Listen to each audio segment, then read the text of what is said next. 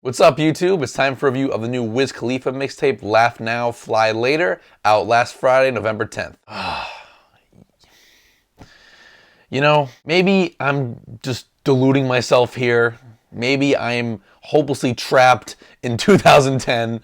But to me, I've always believed that Wiz Khalifa has another dope project in him somewhere. For my generation, who we basically came of age with that whole pop rap and frat rap thing that exploded between like 2008 and 2012, Wiz Khalifa was an important artist, as weird as that sounds now in 2017. But at that time, few people captured the party rap thing better than Wiz. Wiz was like if you took early 90s Snoop and Dr. Dre, but removed all the street stuff, so it was just the party stuff, and then put it into modern day. And the best thing was that unlike some of his contemporaries, Wiz was like so beautifully unapologetic about his lack of depth in his music. It was just substances and women and fancy things and more substances and more women and more fancy things. But joking aside, he was important. For example, of course, one of the definitive, distinct elements of that pop rap scene that Wiz blew up in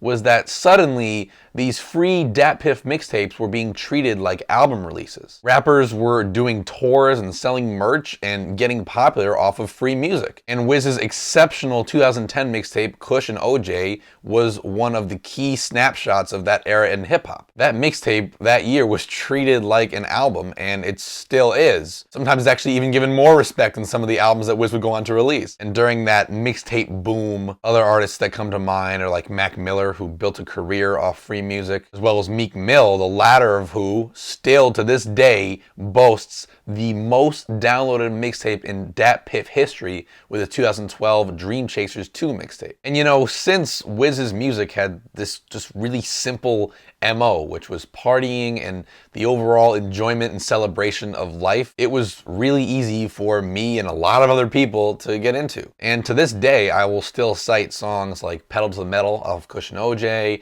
or Chewy off of his independent Deal or No Deal album, or like The Race off of his major label debut Rolling Papers in 2011. I'll cite all those songs as favorites. Maybe it's nostalgia, maybe not, but I prefer to look at songs like that as key examples of pop rap's height. Unfortunately though, since Rolling Papers in 2011, which like I said was his major label debut record and hugely successful, Wiz has just fallen off creatively to me. Maybe I outgrew the material, maybe it actually did get stale, or maybe Wiz did too much trend hopping. But aside from being a decent singles artist, Weed and Boys and Work Hard, Play Hard and whatnot, Wiz hasn't made a good full project since Rolling Papers in 2011. The pair of releases that he was involved with last year, whether it was his own project Khalifa or it was that Rude Awakening thing that he did with Juicy J and TM88, they branded themselves the TGOD Mafia, didn't like either of those at all. Basically, what Wiz is currently getting by on is just the insane hype for his yet-to-be-released Rolling Papers 2 album, which of course is a sequel to one of his most beloved releases. And the anticipation for this thing is just so ridiculous that he better be saving his best tracks for it. He better have his best tracks of the last 6 years just locked and loaded for this thing, or people are gonna be disappointed. Which is why this new mixtape here is kind of a surprise, because at one point, Wiz promised that his definite next release would be Rolling Papers 2. But here we are with Laugh Now, Fly Later, which definitely has the appearance of just a holdover project. Though I did go into it more positive than that, and here's why. This past week, I was literally just looking for a chill mixtape to vibe out to and relax to in the next few weekend nights. That's it. So my criteria here was not too crazy, it was not too demanding, it was very reachable. I definitely went into this mixtape with a very low maintenance mindset as a listener, but honestly, I couldn't even get into this with that mindset. There were a few listens early on where I started to kind of vibe, but I quickly realized that I was kind of like purposely dumbing myself down to try and enjoy it, and I was purposely ignoring its many flaws, which quickly just became too obvious. For one, and this is probably the most cliche and some would say lazy criticism of Wiz's music, but it just bothered me so much that I have to say something. There are way too many fucking weed bars on this thing. What the fuck? I understand that's Wiz's whole thing. I understand that's why he got famous, but is that seriously all this guy thinks about all day long. It is absolutely maddening. He'll just jam in a random bar about smoking weed, even if the topic at hand is completely unrelated, even if the beat is hype, or it's chill, or it's fast, or it's slow. It doesn't matter to Wiz. It's just all he wants to talk about. He can't go a single verse without mentioning it, and it just drives me crazy. Like, look at the song No Dirt, where he makes 3 separate mentions of cannabis intake in an opening verse that is literally just 10 lines long. Then the song Long Way to Go, the first verse of that one, it's like, don't leave the door open because I'm smoking weed. And then a few lines later, I own the building, I'm smoking weed in every room in it. It's just absurd. And look, maybe I'm not controlling for my variables properly, because every Wiz project, the good and the bad ones, you pretty much can't go a song, maybe 2 songs, without the mention of cannabis. But there's something about this tape. Maybe it's just because there's no other subject matter at all on this tape that could, maybe balance things out. Then there's, of course, the song Weed Farm, which I will say, the beat, courtesy of R&B Justice, goes so hard. But again, a whole song about smoking weed, which weed is really just a plant that you smoke. So really, these songs are about nothing. And again, I have no inherent problem with the mention of marijuana in a song. I just think that it usually, because again, it's just a fucking plant, it usually comes in the context of something else. So if it's a party song, you're talking about women, you're talking about drinking, you're talking about pills, you're maybe talking about weed as well. If it's an introverted, Kid Cudi kind of thing, you're talking about how you're lonely and you have no friends, and now you're smoking weed.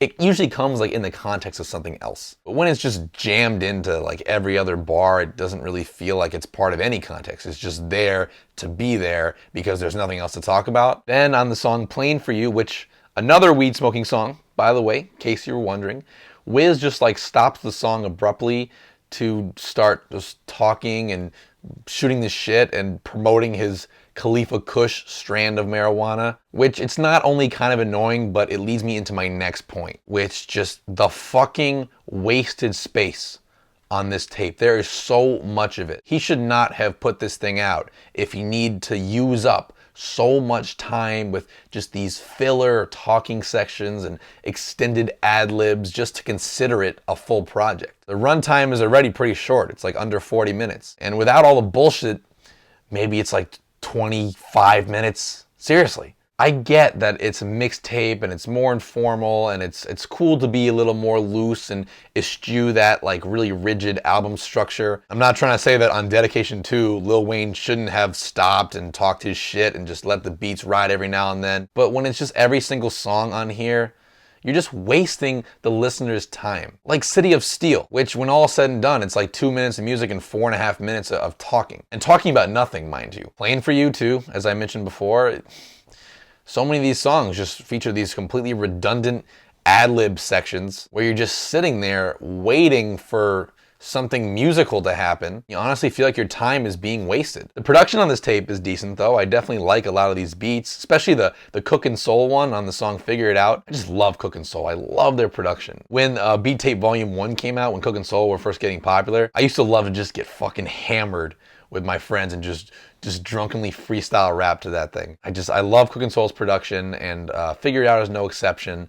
And actually, to Wiz's credit, he really puts a lot of effort here into the harmonized melodic hook on this song. So this is one of the few tracks that really comes together as a song that could be on a Wiz project. A fully realized, enjoyable song. And yeah, like I said before, the Weed Farm beat goes hard. I really like the bass line in the song Long Way to Go too, which is one of Sledgren's many production credits on here. He's a longtime Wiz collaborator. There's definitely some enjoyable instrumentals on this tape, but Wiz as a personality and as a lyricist, he's just got nothing to say. It's so boring and so monotone. And maybe that's the point, but as a listener, I need something. I need some sort of interesting flow or inflection or, God forbid, a song topic. I need something to grab onto, otherwise I'm just gonna hit the road. My favorite track is probably the opener, Royal Highness, but that's basically a Casey Veggies track. He hijacks the whole song. He delivers a great chorus and then the better of the 2 verses, so I don't really understand how that's something that Wiz gets credit for. I really wish rappers didn't have this fucking pressure to be so damn prolific. Rap, it just feels like you have to release fucking 3 projects a year. You know, who knows if Wiz just haphazardly slapped this thing together just to make sure people didn't forget about him. That's certainly how it comes off. So I kind of have like mixed feelings in a way, because I know that I'm reviewing a holdover project. That's really how it feels. But it doesn't matter. That shouldn't exist. Take your time, make your album. If people care, they'll still be patiently waiting for a good product. Holdover projects just should not be a thing. So yeah, my verdict on this is really simple. Don't listen to it. Don't bother. For now, just do yourself a favor. Go back, listen to Kush and OJ, smoke a nice bowl, if that's your thing, and sit here and wait with me for Rolling Papers 2, because despite this, and despite, well, the last few years of Wiz Khalifa output, I'm still optimistic for that project, and I will definitely be reviewing it when the time comes. This one, go ahead and skip. Laugh Now, Fly Later gets a 4 out of 10 from me. As always, thanks so much for watching. Be sure to subscribe, leave a comment, or shoot me a message so we can continue to talk music, and I'll see you guys soon.